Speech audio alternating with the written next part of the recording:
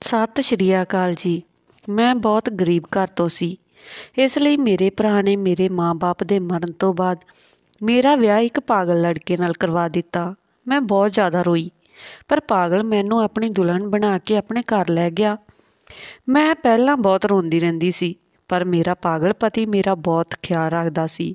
ਮੇਰੇ ਲਈ ਮਹਿੰਗੀਆਂ-ਮਹਿੰਗੀਆਂ ਚੀਜ਼ਾਂ ਲੈ ਕੇ ਆਉਂਦਾ, ਜਦ ਕਿ ਉਸ ਦੀ ਇੰਨੀ ਔਕਾਤ ਨਹੀਂ ਸੀ। ਮੈਂ ਹੈਰਾਨ ਹੋ ਜਾਂਦੀ ਕਿ ਉਹ ਇੰਨੀਆਂ ਮਹਿੰਗੀਆਂ ਚੀਜ਼ਾਂ ਕਿੱਥੋਂ ਲੈ ਕੇ ਆਉਂਦਾ, ਪਰ ਇਹ ਕੰਮ ਉਹ ਬਹੁਤ ਹੀ ਅਜੀਬ ਕਰਦਾ ਹੈ। ਮੇਰੇ ਲਈ ਮੇਰੇ ਪਸੰਦ ਦੀਆਂ ਚੀਜ਼ਾਂ ਤੇ ਖਾਣ ਪੀਣ ਦੀਆਂ ਚੀਜ਼ਾਂ ਲੈ ਕੇ ਆਉਂਦਾ, ਪਰ ਖੁਦ ਰਾਤ ਹੁੰਦੇ ਹੀ ਦੂਜੇ ਕਮਰੇ ਵਿੱਚ ਜਾ ਕੇ ਸੌਂ ਜਾਂਦਾ। ਮੈਂ ਹੈਰਾਨ ਹੁੰਦੀ ਕਿ ਜੇ ਇਸ ਨੂੰ ਮੇਰੀ ਇੰਨੀ ਹੀ ਪਰਵਾਹ ਆ ਕਿ ਇਹ ਮੇਰੇ ਲਈ ਇੰਨੀਆਂ ਚੰਗੀਆਂ ਚੀਜ਼ਾਂ ਲੈ ਕੇ ਆਉਂਦਾ ਆ, ਫਿਰ ਇਸ ਨੂੰ ਮੇਰੇ ਵਿੱਚ ਦਿਲਚਸਪੀ ਕਿਉਂ ਨਹੀਂ ਆ?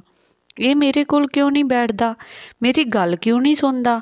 ਇੱਕ ਰਾਤ ਮੈਂ ਪਹਿਲਾਂ ਹੀ ਦੂਜੇ ਕਮਰੇ ਵਿੱਚ ਜਾ ਕੇ ਲੁਕ ਗਈ ਤੇ ਇਹ ਦੇਖ ਕੇ ਮੇਰੇ ਹੋਸ਼ ਉੱਡ ਗਏ ਕਿ ਮੇਰਾ ਪਾਗਲ ਪਤੀ ਤਾਂ ਮੇਰਾ ਨਾਮ ਰਮਾ ਹੈ। ਮੈਂ ਬਹੁਤ ਜ਼ਿਆਦਾ ਖੂਬਸੂਰਤ ਸੀ। ਮੇਰੀ ਭਾਬੀ ਨੂੰ ਮੇਰੀ ਖੂਬਸੂਰਤੀ ਤੋਂ ਬਹੁਤ ਜਲਨ ਸੀ। ਉਹ ਕਹਿੰਦੀ ਸੀ ਕਿ ਤੇਰਾ ਹੁਸਨ ਤਾਂ ਇੱਕ ਦਿਨ ਮਿੱਟੀ ਵਿੱਚ ਮਿਲ ਜਾਵੇਗਾ। ਮੈਂ ਕਹਿੰਦੀ ਸੀ ਕਿ ਰੱਬ ਤੋਂ ਡਰੋ ਭਾਬੀ, ਮੈਂ ਤੁਹਾਡਾ ਕੀ ਵਿਗਾੜਿਆ ਆ? ਮੇਰੀ ਮਾਂ ਇਸ ਦੁਨੀਆ ਵਿੱਚ ਨਹੀਂ ਸੀ। ਮੇਰੇ ਪਿਤਾ ਜੀ ਜਿੰਦਾ ਸਨ। ਜਦ ਤੱਕ ਮੇਰੇ ਪਿਤਾ ਜੀ ਸੀ ਤਦ ਤੱਕ ਮੇਰੀ ਘਰ ਵਿੱਚ ਹਕੂਮਤ ਸੀ। ਮੇਰੇ ਭਰਾ ਨੂੰ ਵੀ ਮੇਰੇ ਨਾਲ ਨਫ਼ਰਤ ਸੀ। ਉਹ ਕਹਿੰਦਾ ਸੀ ਕਿ ਤੂੰ ਮੇਰੀ ਪਤਨੀ ਨਾਲ ਮੁਕਾਬਲਾ ਨਾ ਕਰਿਆ ਕਰ। ਥੋੜ੍ਹੀ ਬਹੁਤ ਮੈਂ ਵੀ ਮਗਰੂਰ ਸੀ, ਕਿਉਂਕਿ ਮੇਰੇ ਤੋਂ ਕੋਈ ਗਲਤ ਗੱਲ ਬਰਦਾਸ਼ਤ ਨਹੀਂ ਹੁੰਦੀ ਸੀ।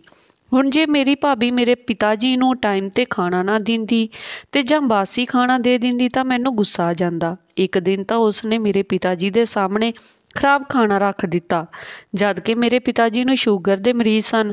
ਮੈਂ ਕਿਹਾ ਕਿ ਪਹਿਲਾਂ ਤੋਂ ਹੀ ਇਹਨਾਂ ਦੀ ਤਬੀਅਤ ਖਰਾਬ ਆ, ਤੂੰ ਨਵਾਂ ਖਾਣਾ ਨਹੀਂ ਬਣਾ ਸਕਦੀ? ਤੂੰ ਮੈਨੂੰ ਦੱਸ ਦਿੰਦੀ, ਪੁਰਾਣਾ ਖਾਣਾ ਕਿਉਂ ਦਿੱਤਾ? ਤੂੰ ਮੇਰੇ ਪਿਤਾ ਜੀ ਨੂੰ ਮਾਰਨਾ ਚਾਹੁੰਦੀ ਆ? ਇਸ ਗੱਲ ਨੂੰ ਲੈ ਕੇ ਸਾਡੀ ਨਣਦ ਭਰਜਾਈ ਦੀ ਬਹੁਤ ਲੜਾਈ ਹੋਈ। ਮੇਰੇ ਭਰਾ ਨੇ ਤਾਂ ਆਪਣੀ ਪਤਨੀ ਦਾ ਹੀ ਸਾਥ ਦਿੱਤਾ। ਉਹ ਮੈਨੂੰ ਕਹਿਣ ਲੱਗਿਆ ਕਿ ਤੈਨੂੰ ਤਾਂ ਮੈਂ ਇੱਕ ਦਿਨ ਅਜਿਹਾ ਸਿੱਧਾ ਕਰਾਂਗਾ ਕਿ ਤੂੰ ਤੀਰ ਦੀ ਤਰ੍ਹਾਂ ਸਿੱਧੀ ਹੋ ਜਾਵੇਂਗੀ।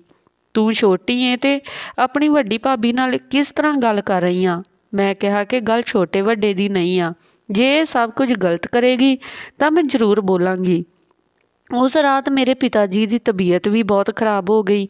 ਉਹਨਾਂ ਦੀ ਤਬੀਅਤ ਇੰਨੀ ਜ਼ਿਆਦਾ ਖਰਾਬ ਹੋਈ ਗਈ ਕਿ ਉਹ 5 ਦਿਨ ਹਸਪਤਾਲ ਵਿੱਚ ਆਪਣੀ ਬਿਮਾਰੀ ਨਾਲ ਲੜਦੇ ਹੋਏ ਇਸ ਦੁਨੀਆ ਤੋਂ ਚਲੇ ਗਏ।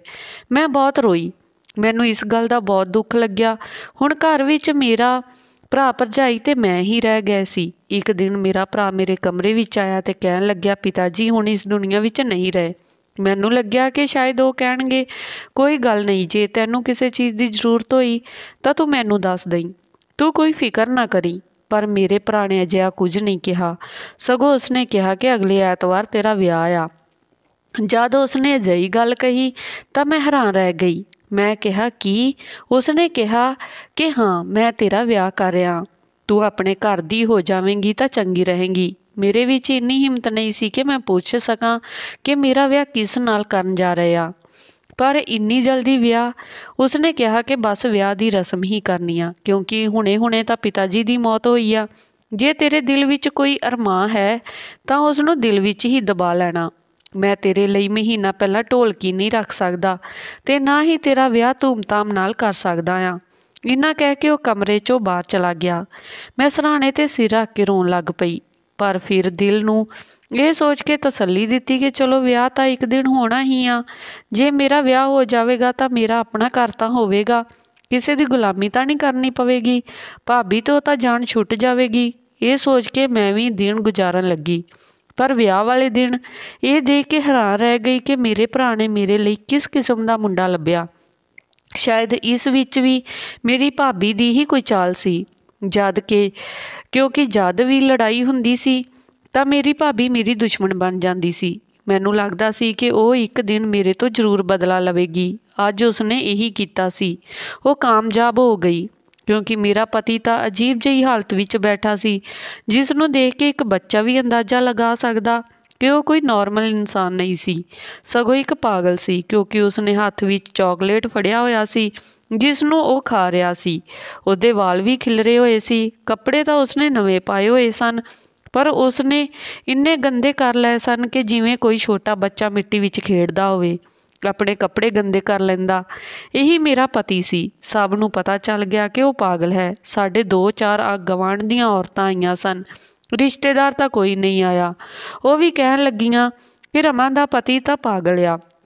ਭਰਾ ਭਰਜਾਈ ਨੇ ਭੈਣ 'ਤੇ ਇੰਨਾ ਵੱਡਾ ਜ਼ੁਲਮ ਕਰ ਦਿੱਤਾ। ਮਾਂ ਬਾਪ ਕੀ ਮਰ ਗਏ, ਇਹਨਾਂ ਦਾ ਤਾਂ ਖੂਨ ਹੀ ਚਿੱਟਾ ਹੋ ਗਿਆ। ਇੰਨੀ ਸੋਹਣੀ ਭੈਣ ਦਾ ਵਿਆਹ ਇੱਕ ਪਾਗਲ ਇਨਸਾਨ ਨਾਲ ਕਰ ਦਿੱਤਾ। ਮੇਰਾ ਵਿਆਹ ਹੋ ਚੁੱਕਿਆ ਸੀ, ਵਿਦਾਈ ਹੋਣ ਵਾਲੀ ਸੀ। ਮੇਰੀਆਂ ਅੱਖਾਂ ਵਿੱਚ ਹੰਝੂ ਨਹੀਂ ਰੁਕ ਰਹੇ ਸੀ। ਮੈਂ ਉੱਚੀ ਉੱਚੀ ਰੋਣਾ ਚਾਹੁੰਦੀ ਸੀ, ਪਰ ਰੋ ਵੀ ਨਹੀਂ ਸਕਦੀ ਸੀ। ਮੈਂ ਰੋਂਦੀ ਵੀ ਤਾਂ ਮੇਰੇ ਹੰਝੂ ਕੌਣ ਪੂੰਝਦਾ। ਮੈਨੂੰ ਮੇਰੀ ਮਾਂ ਅਤੇ ਪਿਤਾ ਜੀ ਦੀ ਬਹੁਤ ਯਾਦ ਆ ਰਹੀ ਸੀ। ਜੇ ਅੱਜ ਉਹ ਜਿਉਂਦੇ ਹੁੰਦੇ ਤਾਂ ਮੇਰੇ ਨਾਲ ਇਹ ਸਭ ਕੁਝ ਕਦੇ ਨਾ ਹੁੰਦਾ। ਮੇਰੀ ਭਾਬੀ ਨੇ ਹੀ ਮੇਰੇ ਭਰਾ ਨੂੰ ਭੜਕਾਇਆ ਸੀ, ਪਰ ਮੇਰੇ ਭਰਾ ਨੂੰ ਜਰਾ ਵੀ ਖਿਆਲ ਨਾ ਆਇਆ ਕਿ ਉਹ ਆਪਣੀ ਭੈਣ ਦਾ ਵਿਆਹ ਇੱਕ ਪਾਗਲ ਨਾਲ ਕਰਾ ਰਿਹਾ।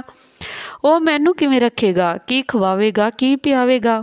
ਅੱਜ ਕੱਲ੍ਹ ਤਾਂ ਲੋਕ ਆਪਣੀਆਂ ਕੁੜੀਆਂ ਦਾ ਵਿਆਹ ਅਜਿਹੇ ਮੁੰਡੇ ਨਾਲ ਵੀ ਨਹੀਂ ਕਰਦੇ ਜਿਹੜੇ ਕੋਈ ਨੌਕਰੀ ਨਹੀਂ ਕਰਦੇ, ਅਤੇ ਇਸ ਕੋਲ ਤਾਂ ਕੋਈ ਦਿਮਾਗ ਵੀ ਨਹੀਂ ਆ ਅਤੇ ਕੋਈ ਤਰੀਕਾ ਵੀ ਨਹੀਂ। ਇੱਕ ਪਲ ਤਾਂ ਮੈਂ ਸੋਚਿਆ ਕਿ ਮੈਂ ਅਜਿਹੇ ਪਤੀ ਦੇ ਨਾਲ ਜਾਣ ਤੋਂ ਇਨਕਾਰ ਕਰ ਦੇਵਾਂ, ਪਰ ਫਿਰ ਕੀ ਹੁੰਦਾ, ਇਹ ਲੋਕ ਮੇਰਾ ਹੀ ਤਮਾਸ਼ਾ ਬਣਾ ਦਿੰਦੇ। ਇਹਨਾਂ ਨੇ ਫਿਰ ਵੀ ਮੈਨੂੰ ਇੱਥੋਂ ਕੱਢ ਹੀ ਦੇਣਾ ਸੀ। ਮੈਂ ਸਭ ਕੁਝ ਪਰਮਾਤਮਾ 'ਤੇ ਛੱਡ ਦਿੱਤਾ ਅਤੇ ਚੁੱਪਚਾਪ ਵਿਦਾ ਹੋ ਕੇ ਸਹੁਰੇ ਚਲੀ ਗਈ। ਜਾਂਦੇ ਜਾਂਦੇ ਭਾਈ ਨੇ ਸਿਰ 'ਤੇ ਹੱਥ ਰੱਖਣ ਦੀ ਕੋਸ਼ਿਸ਼ ਕੀਤੀ, ਪਰ ਮੈਂ ਆਪਣਾ ਸਿਰ ਪਿੱਛੇ ਕਰ ਲਿਆ। ਸਭ ਲੋਕਾਂ ਨੇ ਇਹ ਦੇਖਿਆ। ਮੈਂ ਕਿਹਾ, ਇਸ ਦੀ ਵੀ ਥੋੜ੍ਹੀ ਜਿਹੀ ਬੇਇੱਜ਼ਤੀ ਹੋਵੇ, ਇਸ ਨੂੰ ਇਹਨਾਂ ਦਾ ਅਹਿਸਾਸ ਹੋਵੇ ਕਿ ਇਸ ਨੇ ਜੋ ਮੇਰੇ ਨਾਲ ਕੀਤਾ ਉਹ ਚੰਗਾ ਨਹੀਂ ਕੀਤਾ। ਭਾਬੀ ਵੀ ਮੈਨੂੰ ਮਿਲਣ ਲਈ ਅੱਗੇ ਹੋਈ ਤਾਂ ਮੈਂ ਉਸ ਨੂੰ ਵੀ ਨਾ ਮਿਲੀ, ਕਿਉਂਕਿ ਉਸਨੇ ਤਾਂ ਸਭ ਦੇ ਸਾਹਮਣੇ ਕਹਿ ਦਿੱਤਾ ਸੀ ਕਿ ਤੇਰਾ ਵਿਆਹ ਕਰਵਾ ਦਿੱਤਾ ਹੈ, ਹੁਣ ਤੂੰ ਨਖਰੇ ਨਾ ਕਰ ਅਤੇ ਆਪਣੇ ਘਰ ਦਫਾ ਹੋ ਜਾ। ਕਿਹੜੀ ਭਾਬੀ ਕਹਿੰਦੀ ਆ ਆਪਣੀ ਨਣਦ ਨੂੰ, ਉਹ ਵੀ ਉਸ ਦੀ ਵਿਦਾਈ ਵਾਲੇ ਦਿਨ, ਕਿੰਨੀ ਵੀ ਨਫ਼ਰਤ ਕਿਉਂ ਨਾ ਹੋਵੇ, ਪਰ ਕੋਈ ਵੀ ਆਪਣੀ ਬੇਟੀ ਨੂੰ ਅਜਿਹਾ ਕਹਿ ਕੇ ਨਹੀਂ ਭੇਜਦਾ ਕਿ ਦਫਾ ਹੋ ਜਾ। ਮੇਰੇ ਨਾਲ ਕਿੰਨਾ ਬੁਰਾ ਸਲੂਕ ਹੋ ਰਿਹਾ ਸੀ, ਪਰ ਮੈਨੂੰ ਪਤਾ ਨਹੀਂ ਸੀ ਕਿ ਪਰਮਾਤਮਾ ਮੇਰਾ ਇਨਸਾਫ ਕਰੇਗਾ। ਪਰ ਇਸ ਵਕਤ ਤਾਂ ਮੇਰਾ ਸਮਾਂ ਬਹੁਤ ਹੀ ਖਰਾਬ ਨਜ਼ਰ ਆ ਰਿਹਾ ਸੀ। ਮੈਂ ਵਿਦਾ ਹੋ ਕੇ ਆਪਣੇ ਸਹੁਰੇ ਘਰ ਚਲੀ ਗਈ। ਮੇਰਾ ਪਤੀ ਪਾਗਲ ਸੀ, ਪਰ ਉਸ ਦਾ ਘਰ ਚੰਗਾ ਸੀ। ਉੱਥੇ ਉਸ ਦਾ ਭਾਈ ਵੀ ਸੀ। ਮੈਨੂੰ ਲੱਗਿਆ ਕਿ ਉਹ ਵੀ ਇਸ ਘਰ ਵਿੱਚ ਹੀ ਰਹਿੰਦਾ ਹੈ, ਪਰ ਜਦ ਰਾਤ ਹੋਈ ਤਾਂ ਉਸ ਦੀ ਜਗ੍ਹਾ ਉਸ ਦਾ ਭਾਈ ਕਮਰੇ ਵਿੱਚ ਆਇਆ। ਮੈਂ ਥੋੜ੍ਹਾ ਘਬਰਾ ਗਈ। ਉਸਨੇ ਕਿਹਾ, ਭਾਬੀ ਘਬਰਾਉਣ ਦੀ ਜ਼ਰੂਰਤ ਨਹੀਂ। ਦਰਅਸਲ ਮੈਂ ਇਸ ਘਰ ਵਿੱਚ ਨਹੀਂ ਰਹਿੰਦਾ, ਮੈਂ ਕਿਸੇ ਦੂਜੀ ਜਗ੍ਹਾ ਰਹਿੰਦਾ। ਆਪਣਾ ਘਰ ਲਿਆ ਹੋਇਆ ਹੈ, ਜਿੱਥੇ ਮੇਰੀ ਪਤਨੀ ਅਤੇ ਮੇਰੇ ਬੱਚੇ ਮੇਰਾ ਇੰਤਜ਼ਾਰ ਕਰ ਰਹੇ ਹਨ। ਹੁਣ ਤੁਹਾਨੂੰ ਹੀ ਇਸ ਨੂੰ ਸੰਭਾਲਣਾ ਹੋਵੇਗਾ। ਤੁਹਾਡੇ ਵੀ ਮਾਂ-ਬਾਪ ਨਹੀਂ ਹਨ, ਬਸ ਹੁਣ ਤੁਸੀਂ ਹੋ ਅਤੇ ਤੁਹਾਡਾ ਪਤੀ। ਜੇ ਤੁਹਾਨੂੰ ਕਿਸੇ ਚੀਜ਼ ਦੀ ਸਮਝ ਨਾ ਲੱਗੇ ਕਿ ਕਿਹੜੀ ਚੀਜ਼ ਕਿੱਥੇ ਪਈ ਆ, ਤਾਂ ਤੁਸੀਂ ਮੈਨੂੰ ਫੋਨ ਕਰਕੇ ਪੁੱਛ ਸਕਦੇ ਹੋ। ਦੀਵਾਰ 'ਤੇ ਮੇਰਾ ਨੰਬਰ ਲਿਖਿਆ ਹੋਇਆ ਹੈ। ਜੇ ਇਹ ਤੁਹਾਨੂੰ ਜ਼ਿਆਦਾ ਤੰਗ ਕਰੇ ਤਾਂ ਵੀ ਤੁਸੀਂ ਮੈਨੂੰ ਬੁਲਾ ਸਕਦੇ ਹੋ। ਪਰ ਦੇਖੋ, ਮੈਂ ਵੀ ਬਾਲ ਬੱਚੇ ਵਾਲਾ ਹਾਂ। ਮੇਰੀ ਪਤਨੀ ਨੂੰ ਇੱਥੇ ਮੇਰਾ ਜ਼ਿਆਦਾ ਆਉਣਾ ਪਸੰਦ ਨਹੀਂ। ਜੇ ਕੋਈ ਜ਼ਿਆਦਾ ਹੀ ਜ਼ਰੂਰੀ ਗੱਲ ਹੋਵੇ ਤਾਂ ਹੀ ਮੈਨੂੰ ਬੁਲਾਓ, ਨਹੀਂ ਤਾਂ ਖੁਦ ਹੀ ਹਾਲਾਤ ਨੂੰ ਸੰਭਾਲਣ ਦੀ ਕੋਸ਼ਿਸ਼ ਕਰਿਓ, ਕਿਉਂਕਿ ਇਹ ਹੁਣ ਹੈ ਤਾਂ ਤੁਹਾਡਾ ਪਤੀ ਹੀ, ਅਤੇ ਹੁਣ ਤੁਹਾਨੂੰ ਇਸ ਦੇ ਨਾਲ ਹੀ ਰਹਿਣਾ ਹੈ। ਮੈਂ ਸਮਝ ਰਹੀ ਸੀ ਕਿ ਮੇਰੀ ਆਉਣ ਵਾਲੀ ਜ਼ਿੰਦਗੀ ਕਿੰਨੀ ਮੁਸ਼ਕਿਲ ਹੋਣ ਵਾਲੀ ਹੈ। ਮੈਂ ਹਾਂ ਵਿੱਚ ਸਿਰ ਹਿਲਾ ਦਿੱਤਾ। ਮੈਂ ਹੋਰ ਕੀ ਕਹਿ ਸਕਦੀ ਸੀ। ਉਸਨੇ ਕਿਹਾ ਕਿ ਪਰਮਾਤਮਾ ਤੁਹਾਡੀ ਮਦਦ ਕਰੇਗਾ, ਤੁਸੀਂ ਪਰੇਸ਼ਾਨ ਨਾ ਹੋ, ਇੱਕ ਦਿਨ ਸਭ ਠੀਕ ਹੋ ਜਾਵੇਗਾ। ਮੈਨੂੰ ਪਤਾ ਸੀ ਕਿ ਉਹ ਤਸੱਲੀ ਦੇ ਰਿਹਾ, ਪਰ ਫਿਰ ਉਸਨੇ ਦੁਬਾਰਾ ਕਿਹਾ ਕਿ ਮੈਂ ਤੁਹਾਨੂੰ ਇਹ ਦੱਸਣ ਦੀ ਕੋਸ਼ਿਸ਼ ਕਰ ਰਿਹਾ ਹਾਂ ਕਿ ਤੁਸੀਂ ਪਰੇਸ਼ਾਨ ਨਾ ਹੋ, ਇੱਕ ਦਿਨ ਸਭ ਕੁਝ ਠੀਕ ਹੋ ਜਾਵੇਗਾ। ਪਤਾ ਨਹੀਂ ਉਸਨੇ 2 ਵਾਰੀ ਇਸ ਗੱਲ ਨੂੰ ਕਿਉਂ ਦੁਹਰਾਇਆ ਸੀ। ਮੈਨੂੰ ਕੁਝ ਸਮਝ ਨਹੀਂ ਆ ਰਿਹਾ ਸੀ। ਮੈਂ ਕਿਹਾ, ਠੀਕ ਆ। ਮੇਰਾ ਪਤੀ ਦੂਜੇ ਕਮਰੇ ਵਿੱਚ ਬੈਠਾ ਸੀ। ਮੈਂ ਜਦ ਉਸ ਕਮਰੇ ਵਿੱਚ ਗਈ ਤਾਂ ਮੈਂ ਹੈਰਾਨ ਰਹਿ ਗਈ। ਸ਼ਾਇਦ ਇਹ ਕਮਰਾ ਉਸਦਾ ਸੀ। ਕਾਫੀ ਸਾਰੀਆਂ ਚੀਜ਼ਾਂ ਟੁੱਟੀਆਂ ਹੋਈਆਂ ਸਨ, ਕੁਝ ਖਿਡੌਣੇ ਵੀ ਪਏ ਸਨ। ਉਸਦਾ ਦਿਮਾਗ ਬੱਚਿਆਂ ਵਾਲਾ ਸੀ। ਉਸਨੇ ਮੈਨੂੰ ਦੇਖਿਆ ਤਾਂ ਮੈਂ ਡਰ ਗਈ। ਮੈਨੂੰ ਲੱਗਿਆ ਕਿ ਇਹ ਮੇਰੇ ਨਾਲ ਕੋਈ ਗੱਲ ਕਰੇਗਾ ਜਾਂ ਮੈਨੂੰ ਕੋਈ ਕੰਮ ਕਹਿ ਦੇਵੇਗਾ, ਪਰ ਉਸਨੇ ਅਜਿਹਾ ਕੁਝ ਨਹੀਂ ਕੀਤਾ। ਮੈਂ ਚੁੱਪਚਾਪ ਆਪਣੇ ਕਮਰੇ ਵਿੱਚ ਜਾ ਕੇ ਸੌਂ ਗਈ। ਮੇਰਾ ਦਿਲ ਤਾਂ ਕਰ ਰਿਹਾ ਸੀ ਕਿ ਦਰਵਾਜ਼ੇ ਨੂੰ ਅੰਦਰ ਤੋਂ ਕੁੰਡੀ ਲਗਾ ਲਵਾਂ, ਪਰ ਮੈਂ ਅਜਿਹਾ ਨਹੀਂ ਕੀਤਾ। ਕਹਿਣ ਨੂੰ ਤਾਂ ਅਜੀਬ ਲੱਗਦਾ ਹੈ, ਪਰ ਉਸ ਰਾਤ ਮੈਨੂੰ ਬਹੁਤ ਹੀ ਸਕੂਨ ਦੀ ਨੀਂਦ ਆਈ। ਸਵੇਰੇ ਜਦੋਂ ਮੇਰੀ ਅੱਖ ਖੁੱਲ੍ਹੀ ਤਾਂ ਮੈਂ ਹੈਰਾਨ ਰਹਿ ਗਈ, ਕਿਉਂਕਿ ਸਾਹਮਣੇ ਮੇਰਾ ਪਤੀ ਬੈਠਾ ਸੀ। ਉਸ ਨੂੰ ਵੇਖ ਕੇ ਮੈਂ ਇੱਕਦਮ ਡਰ ਗਈ। ਫਿਰ ਜਦੋਂ ਮੈਂ ਟੇਬਲ ਵੱਲ ਵੇਖਿਆ ਤਾਂ ਮੇਰੀਆਂ ਅੱਖਾਂ ਖੁੱਲ੍ਹੀਆਂ ਦੀਆਂ ਖੁੱਲ੍ਹੀਆਂ ਰਹਿ ਗਈਆਂ। ਟੇਬਲ 'ਤੇ ਤਾਂ ਨਾਸ਼ਤਾ ਪਿਆ ਸੀ, ਖਾਣਾ ਤਾਂ ਬਾਜ਼ਾਰ ਦਾ ਲੱਗ ਰਿਹਾ ਸੀ। ਮੈਂ ਉਸ ਵੱਲ ਵੇਖਿਆ ਅਤੇ ਆਸ-ਪਾਸ ਦੇਖਿਆ। ਮੈਨੂੰ ਲੱਗਿਆ ਸ਼ਾਇਦ ਉਸ ਦਾ ਭਰਾ ਆਇਆ ਹੋਵੇਗਾ ਤੇ ਉਹੀ ਨਾਸ਼ਤਾ ਲੈ ਕੇ ਆਇਆ ਹੋਵੇਗਾ, ਪਰ ਘਰ ਵਿੱਚ ਕੋਈ ਨਹੀਂ ਸੀ। ਬਾਹਰ ਵਾਲਾ ਦਰਵਾਜ਼ਾ ਤਾਂ ਅਜੇ ਵੀ ਬੰਦ ਸੀ। ਮੇਰੇ ਪਤੀ ਨੇ ਮੈਨੂੰ ਕਿਹਾ ਕਿ ਨਾਸ਼ਤਾ ਕਰ ਲਓ ਤੇ ਉਹ ਖੁਦ ਵੀ ਨਾਸ਼ਤਾ ਕਰਨ ਲਈ ਬੈਠ ਗਿਆ। ਮੈਂ ਹੈਰਾਨ ਹੋ ਗਈ ਕਿ ਇਸ ਨੂੰ ਇੰਨਾ ਪਤਾ ਹੈ ਕਿ ਬਾਜ਼ਾਰ ਤੋਂ ਨਾਸ਼ਤਾ ਲੈ ਕੇ ਆਉਣਾ ਹੈ। ਫਿਰ ਇਹ ਕਿਵੇਂ ਪਾਗਲ ਹੋਇਆ? ਫਿਰ ਉਸਨੇ ਗਾਣਾ ਗਾਉਣਾ ਸ਼ੁਰੂ ਕਰ ਦਿੱਤਾ। ਸ਼ਾਇਦ ਇਹ ਕਿਸੇ ਕਾਰਟੂਨ ਦਾ ਗਾਣਾ ਸੀ। ਫਿਰ ਮੈਂ ਸਮਝ ਗਈ ਕਿ ਸ਼ਾਇਦ ਇਹ ਨੋਰਮਲ ਜਿਹੀ ਹਰਕਤ ਹੈ। ਉਸ ਨੂੰ ਵੀ ਭੁੱਖ ਲੱਗੀ ਹੋਵੇਗੀ, ਉਸ ਕੋਲ ਥੋੜ੍ਹੇ ਬਹੁਤੇ ਪੈਸੇ ਹੋਣਗੇ, ਇੰਨਾ ਤਾਂ ਕੋਈ ਛੋਟਾ ਬੱਚਾ ਵੀ ਕਰ ਲੈਂਦਾ। ਖੈਰ ਮੈਂ ਨਾਸ਼ਤਾ ਕਰ ਲਿਆ। ਉਸ ਤੋਂ ਬਾਅਦ ਮੈਂ ਘਰ ਨੂੰ ਸਾਫ਼ ਕਰਨ ਲੱਗ ਗਈ। ਮੈਂ ਇਹ ਪੁੱਛਣਾ ਤਾਂ ਭੁੱਲ ਹੀ ਗਈ ਕਿ ਉਹ ਘਰ ਕਿਵੇਂ ਚੱਲਦਾ ਹੈ। ਖੈਰ ਇਸ ਵਕਤ ਤਾਂ ਘਰ ਵਿੱਚ ਜ਼ਰੂਰਤ ਦੀਆਂ ਸਾਰੀਆਂ ਚੀਜ਼ਾਂ ਪਈਆਂ ਸਨ। ਮੈਂ ਦੁਪਹਿਰ ਦਾ ਖਾਣਾ ਬਣਾ ਲਿਆ। ਖਾਣਾ ਬਣਾ ਕੇ ਜਦੋਂ ਮੈਂ ਦੇਖਿਆ ਤਾਂ ਮੇਰਾ ਪਤੀ ਘਰ ਨਹੀਂ ਸੀ, ਉਹ ਕਿਤੇ ਚਲਾ ਗਿਆ ਸੀ। ਮੈਂ ਬਹੁਤ ਜ਼ਿਆਦਾ ਪਰੇਸ਼ਾਨ ਹੋ ਗਈ। ਮੈਨੂੰ ਲੱਗਿਆ ਕਿ ਸ਼ਾਇਦ ਉਹ ਘਰ ਤੋਂ ਭੱਜ ਗਿਆ। ਮੈਂ ਉਸ ਦੇ ਭਰਾ ਦਾ ਨੰਬਰ ਮਿਲਾਇਆ, ਪਰ ਨੰਬਰ ਨਹੀਂ ਮਿਲ ਰਿਹਾ ਸੀ। ਮੈਂ ਫਿਰ ਦੁਬਾਰਾ ਨੰਬਰ ਮਿਲਾਇਆ ਤਾਂ ਫੋਨ ਮਿਲ ਗਿਆ। ਉਸ ਦੇ ਭਰਾ ਨੇ ਕਿਹਾ ਕਿ ਉਹ ਕਦੇ-ਕਦੇ ਇਸ ਤਰ੍ਹਾਂ ਘਰ ਤੋਂ ਚਲਿਆ ਜਾਂਦਾ, ਤੂੰ ਪਰੇਸ਼ਾਨ ਨਾ ਹੋ, ਉਹ ਆਪਣੇ ਆਪ ਵਾਪਸ ਆ ਜਾਵੇਗਾ। ਉਹ ਰਾਤ ਤੱਕ ਵਾਪਸ ਆ ਜਾਵੇਗਾ। ਜੇ ਰਾਤ ਤੱਕ ਵੀ ਵਾਪਸ ਨਾ ਆਇਆ ਤਾਂ ਤੂੰ ਮੈਨੂੰ ਦੱਸ ਦੇਈਂ। ਮੈਂ ਕਿਹਾ ਠੀਕ ਆ। ਰਾਤ ਹੋਈ ਤਾਂ ਮੇਰਾ ਪਤੀ ਵਾਪਸ ਆ ਗਿਆ। ਉਸ ਦੇ ਹੱਥ ਵਿੱਚ ਕੋਈ ਚੀਜ਼ ਸੀ ਜਿਹੜੀ ਉਸਨੇ ਮੈਨੂੰ ਫੜਾ ਦਿੱਤੀ। ਮੈਂ ਖੋਲ੍ਹ ਕੇ ਵੇਖਿਆ ਤਾਂ ਉਸ ਵਿੱਚ ਫੁੱਲ ਸਨ। ਮੈਂ ਉਸ ਵੱਲ ਵੇਖਿਆ ਤਾਂ ਉਸਨੇ ਕਿਹਾ ਕਿ ਮੈਂ ਤੇਰੇ ਲਈ ਲੈ ਕੇ ਆਇਆ। ਮੈਂ ਹੈਰਾਨ ਰਹਿ ਗਈ। ਫਿਰ ਦੂਜੇ ਕਮਰੇ 'ਚ ਚਲਾ ਗਿਆ। ਜਦੋਂ ਮੈਂ ਥੋੜ੍ਹੀ ਦੇਰ ਬਾਅਦ ਦੇਖਿਆ ਤਾਂ ਕਮਰਾ ਅੰਦਰ ਤੋਂ ਲੌਕ ਸੀ। ਉਸ ਘਰ ਵਿੱਚ ਮੇਰੇ ਦਿਨ ਚੰਗੇ ਗੁਜ਼ਰ ਰਹੇ ਸਨ। ਮੈਂ ਜਿਸ ਤਰ੍ਹਾਂ ਦਾ ਸੋਚਿਆ ਸੀ ਉਸ ਤਰ੍ਹਾਂ ਦਾ ਕੁਝ ਵੀ ਨਹੀਂ ਹੋ ਰਿਹਾ ਸੀ, ਸਗੋਂ ਸਭ ਕੁਝ ਚੰਗਾ ਹੀ ਹੋ ਰਿਹਾ ਸੀ। ਮੇਰਾ ਪਤੀ ਮੇਰੇ ਲਈ ਹਰ ਰੋਜ਼ ਕੋਈ ਨਾ ਕੋਈ ਚੀਜ਼ ਲੈ ਕੇ ਆਉਂਦਾ। ਪਤਾ ਨਹੀਂ ਉਸ ਕੋਲ ਪੈਸੇ ਕਿੱਥੋਂ ਆਉਂਦੇ ਸਨ। ਘਰ ਵਿੱਚ ਵੀ ਹਰ ਚੀਜ਼ ਮੌਜੂਦ ਸੀ। ਜਦੋਂ ਘਰ ਦਾ ਸਮਾਨ ਥੋੜ੍ਹਾ ਖਤਮ ਹੋਣ ਲੱਗਿਆ ਤਾਂ ਇੱਕ ਦਿਨ ਉਸ ਦਾ ਭਰਾ ਘਰ ਆਇਆ। ਉਸਨੇ 15,000 ਰੁਪਏ ਮੈਨੂੰ ਦਿੱਤੇ। ਮੈਂ ਉਸ ਨੂੰ ਕਿਹਾ ਕਿ ਘਰ ਦਾ ਖਰਚਾ ਵੀ ਤੁਸੀਂ ਹੀ ਚਲਾਉਂਦੇ ਹੋ? ਤਾਂ ਉਸਨੇ ਕਿਹਾ ਅਜਿਹੀ ਕੋਈ ਗੱਲ ਨਹੀਂ ਹੈ। ਦਰਅਸਲ ਸਾਡੇ ਦੋਨਾਂ ਭਰਾਵਾਂ ਦੇ ਨਾਮ ਕੁਝ ਦੁਕਾਨਾਂ ਹਨ, ਉਹਨਾਂ ਦਾ ਕਿਰਾਇਆ ਆਉਂਦਾ ਹੈ। ਮਹੀਨੇ ਵਿੱਚ 2 ਵਾਰ ਪੈਸੇ ਆਉਂਦੇ ਹਨ ਤੇ ਅੱਜ ਪਹਿਲੀ ਤਰੀਕ ਹੈ ਤਾਂ ਮੈਂ ਸੋਚਿਆ ਤੁਹਾਨੂੰ ਪੈਸੇ ਦੇ ਆਵਾਂ। ਤੁਹਾਨੂੰ 20,000 15 ਤਰੀਕ ਨੂੰ ਮਿਲ ਜਾਣਗੇ। ਮੈਂ ਕਿਹਾ ਠੀਕ ਆ। ਫਿਰ ਮੈਂ ਘਰ ਦੀ ਜ਼ਰੂਰਤ ਦਾ ਸਮਾਨ ਖਰੀਦ ਲਿਆ। ਸਾਡੇ ਘਰ ਵਿੱਚ ਟੀਵੀ, ਏਸੀ, ਫਰਿੱਜ ਸਭ ਕੁਝ ਸੀ। ਸਾਡੀਆਂ ਸਹੂਲਤਾਂ ਸਨ। ਇੱਕ ਦਿਨ ਭੁੱਲੇ ਭਟਕੇ ਮੇਰੇ ਭਰਾ ਭਰਜਾਈ ਆ ਗਏ। ਉਹਨਾਂ ਨੂੰ ਤਾਂ ਪਤਾ ਸੀ ਕਿ ਉਹਨਾਂ ਨੇ ਮੇਰਾ ਵਿਆਹ ਪਾਗਲ ਨਾਲ ਕਰਵਾਇਆ। ਮੈਨੂੰ ਪਤਾ ਸੀ ਕਿ ਉਹ ਦੇਖਣ ਆਏ ਹੋਣਗੇ ਕਿ ਮੇਰਾ ਕੀ ਹਾਲ ਹੋਇਆ, ਪਰ ਮੈਨੂੰ ਦੇਖ ਕੇ ਉਹ ਹੈਰਾਨ ਰਹਿ ਗਏ। ਮੈਂ ਨਵਾਂ ਸੂਟ ਪਾਇਆ ਹੋਇਆ ਸੀ। ਮੇਰੀ ਭਾਬੀ ਨੇ ਕਿਹਾ ਕਿ ਇਹ ਸੂਟ ਤੂੰ ਕਿੱਥੋਂ ਲੈ ਕੇ ਆਈ? ਇਹਨਾਂ ਲੋਕਾਂ ਨੇ ਤਾਂ ਤੇਰੇ ਲਈ ਸਿਰਫ 4 ਹੀ ਸੂਟ ਬਣਾਏ ਸਨ ਅਤੇ ਅਸੀਂ ਵੀ ਤੇਰੇ ਲਈ ਕੁਝ ਨਹੀਂ ਬਣਾਇਆ। ਮੈਂ ਕਿਹਾ ਮੇਰੇ ਪਤੀ ਨੇ ਮੈਨੂੰ ਲਿਆ ਕੇ ਦਿੱਤਾ।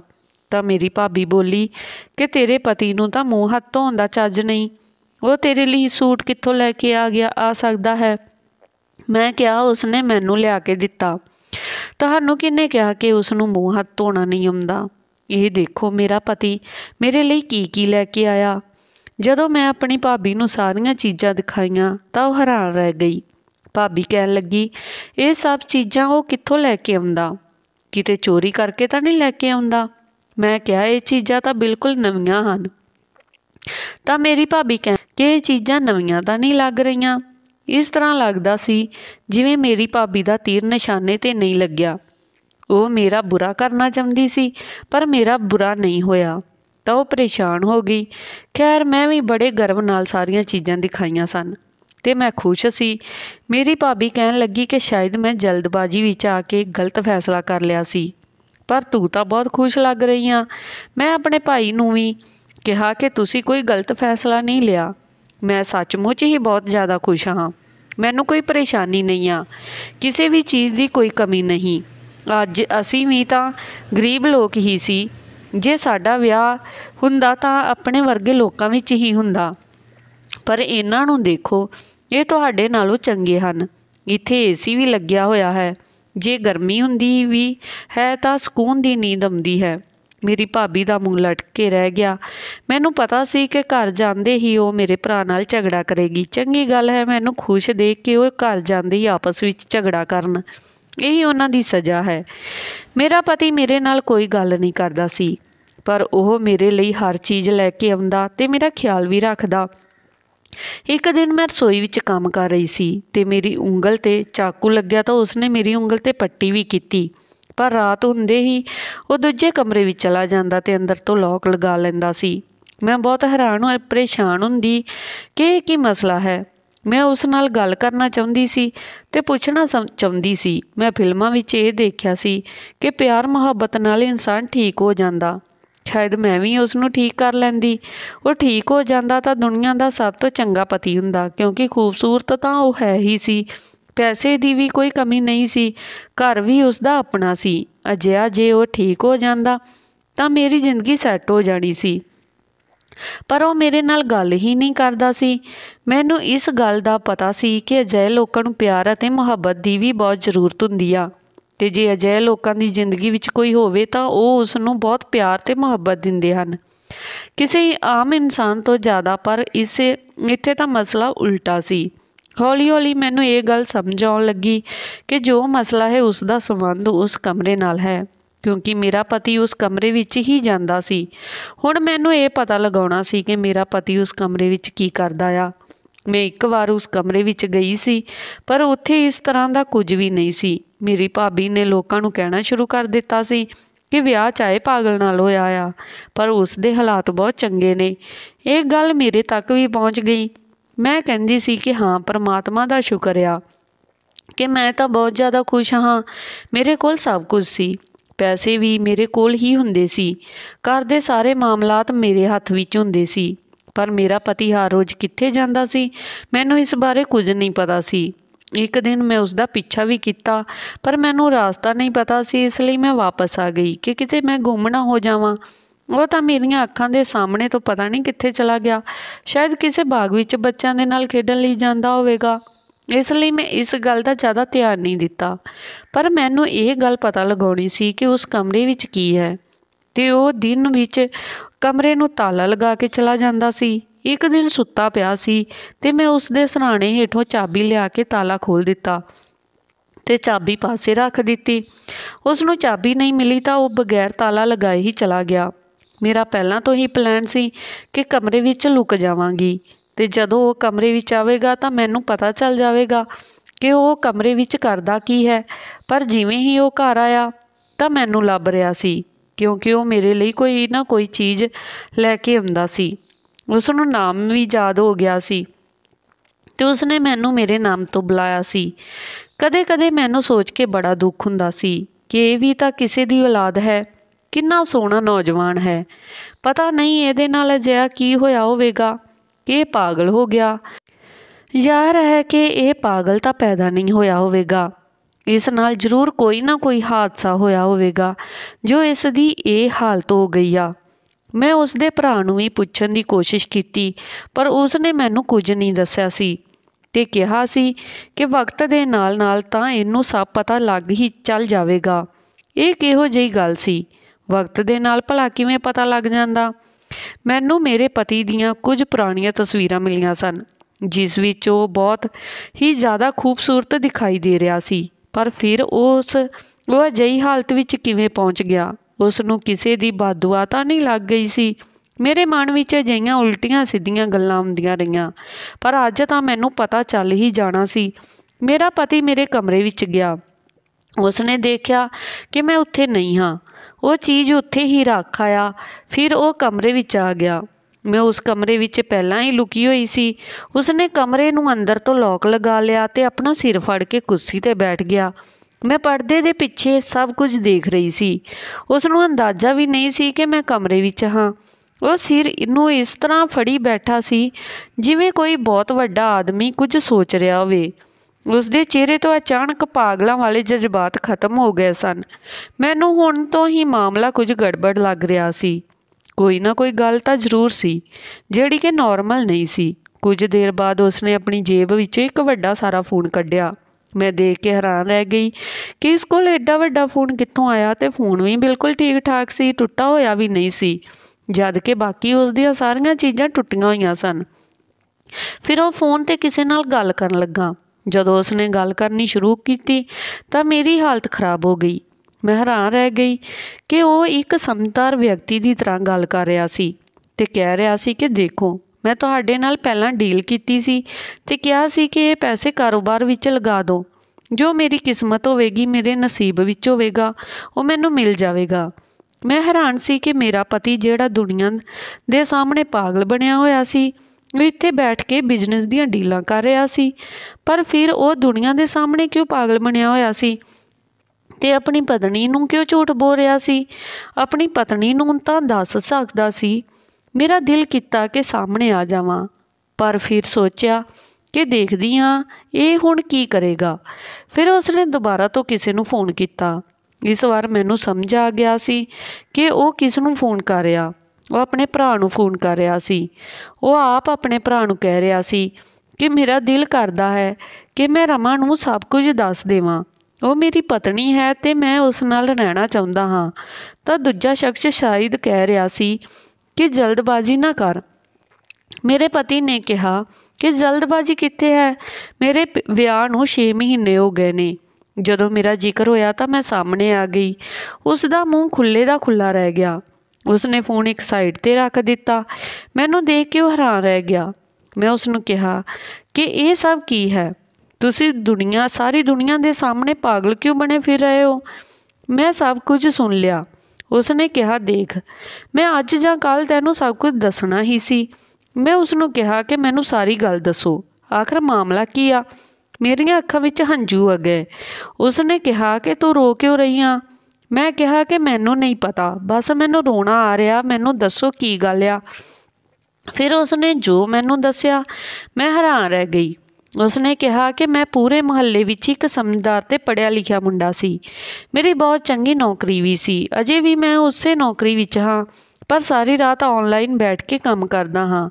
ਮੈਂ ਕਿਹਾ ਕਿ ਤੁਸੀਂ ਫਿਰ ਪਾਗਲ ਕਿਉਂ ਬਣੇ ਫਿਰਦੇ ਹੋ? ਉਸਨੇ ਕਿਹਾ ਕਿ ਮੇਰੀ ਕੁਝ ਲੋਕਾਂ ਦੇ ਨਾਲ ਦੋਸਤੀ ਸੀ, ਪਰ ਮੈਨੂੰ ਨਹੀਂ ਪਤਾ ਸੀ ਕਿ ਉਹ ਕਿਹੋ ਜਿਹੇ ਹਨ।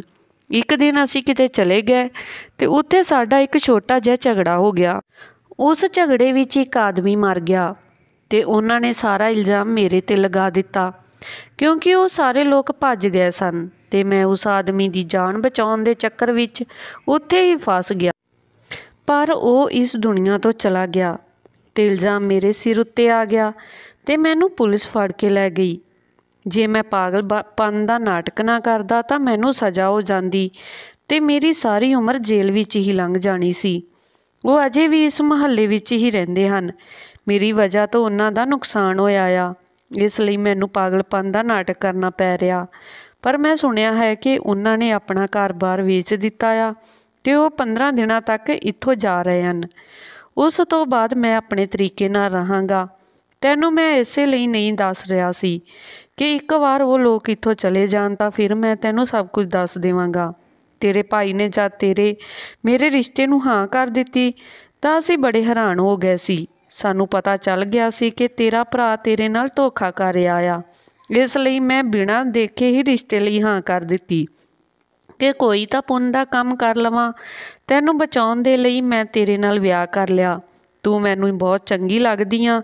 ਮੈਂ ਬਾਹਰ ਜਾਂਦਾ ਹਾਂ ਤਾਂ ਉਹ ਵੀ ਕੰਮ ਦੇ ਸਿਲਸਿਲੇ ਵਿੱਚ ਜਾਂਦਾ ਹਾਂ। ਤੇਰਾ ਚਿਹਰਾ ਮੇਰੀਆਂ ਅੱਖਾਂ ਦੇ ਸਾਹਮਣੇ ਆ ਜਾਂਦਾ ਤੇ ਫਿਰ ਸੋਚਦਾ ਹਾਂ ਕਿ ਤੇਰੇ ਲਈ ਕੋਈ ਚੀਜ਼ ਲੈ ਲਵਾਂ। ਇਹ ਕਿਤੇ ਹਾਲਾਤ ਤੋਂ ਤੰਗ ਆ ਕੇ ਮੈਨੂੰ ਛੱਡ ਕੇ ਨਾ ਚਲੀ ਜਾਵੇ ਕਿ ਪਾਗਲ ਦੇ ਨਾਲ ਮੇਰੀ ਜ਼ਿੰਦਗੀ ਬੁਰੀ ਗੁਜ਼ਰ ਰਹੀ ਆ। ਇਸੇ ਲਈ ਤੇਰੇ ਲਈ ਕੋਈ ਨਾ ਕੋਈ ਚੀਜ਼ ਲੈ ਕੇ ਆਉਂਦਾ ਹਾਂ ਤਾਂ ਕਿ ਤੂੰ ਖੁਸ਼ ਰਹੇ। ਮੇਰੀਆਂ ਅੱਖਾਂ ਵਿੱਚ ਫਿਰ ਤੋਂ ਹੰਝੂ ਆ ਗਏ। ਉਸਨੇ ਕਿਹਾ ਕਿ ਹੁਣ ਕਿਉਂ ਰੋ ਰਹੀ ਹਾਂ?